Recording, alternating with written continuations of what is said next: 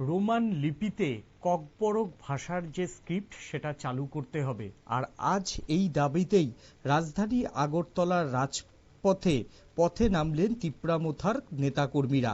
TSF ও TISF এর যৌথ উদ্যোগে রাজধানী আগরতলায় এক মশাল মিছিল হয়। তাদের দাবি, ককবরকে রোমান লিপির দাবি মানতে হবে রাজ্য সরকারকে। কি উঠে এসছে দেখে নেব।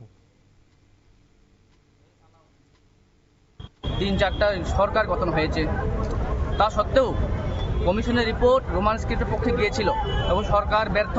সেই কমিশনের রিপোর্টটাকে ইমপ্লিমেন্ট করতে সরকার ব্যর্থ। আজকে আমরা যৌথভাবে সব স্টুডেন্ট অর্গানাইজেশন, টিএসএফ, টিআইএসএফ এবং অন্যান্য স্টুডেন্ট অর্গানাইজেশনগুলি মিলে, বিএমএস, আমরা সবাই মিলে আজকে একটা মশাল মিছিলের আমরা আয়োজন করেছি। আমরা চেয়েছিলাম আমাদের ছাত্রদের হাতে কলম থামিয়ে দিতে, কিন্তু আজকে আমরা বাধ্য হয়েছি সেই মশাল মিছিল নিয়ে আমরা রাস্তায় নামতে। কারণ আমাদের বাসার যখন বিপজ্জনক অবস্থায় থাকে, যার বাসা যখন বিপজ্জনক অবস্থায় থাকে তারাই বুঝে যে কত আঘাত লাগে। তো আমরা চাইছি আমাদের ত্রিপুরা রাজ্যের জনগণ যাতে আমাদের এই আজকের এই আন্দোলনটাকে সমর্থন করুক। কারণ আমাদের এই আন্দোলন কারোর বিরুদ্ধে নয়, আমাদের এই আন্দোলন কারোর বাসার বিরুদ্ধেও নয়। আমরা সব ভাষাকেই আমরা ভালোবাসি।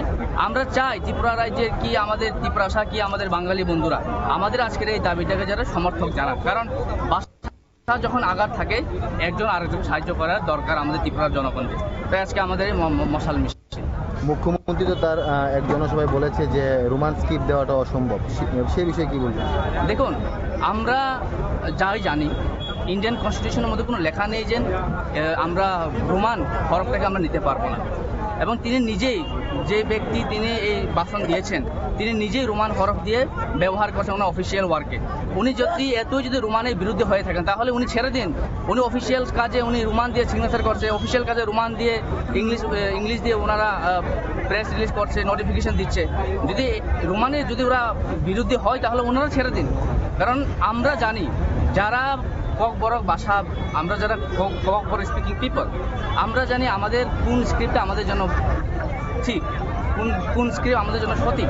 তাতে অন্য কেউ এসে আমাদের স্ক্রিপ্ট ঠিক করে দেবে, এটা কি সম্ভব? এটা কি ইন্ডিয়ান কনস্টিটিউশন তা দিয়েছে? ফান্ডামেন্টাল রাইটসে কি দিয়েছে? আমাদের শিক্ষার অধিকার আছে।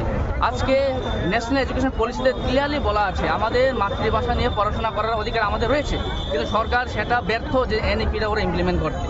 তাই আজকে আমাদের এই মশাল মিছিলটা। এই ক্ষেত্রে কমিশনের রিপোর্ট রাজ্য সরকার মানছে না বলেও আজকের এই মশাল মিছিল থেকে অভিযোগ করা হয়।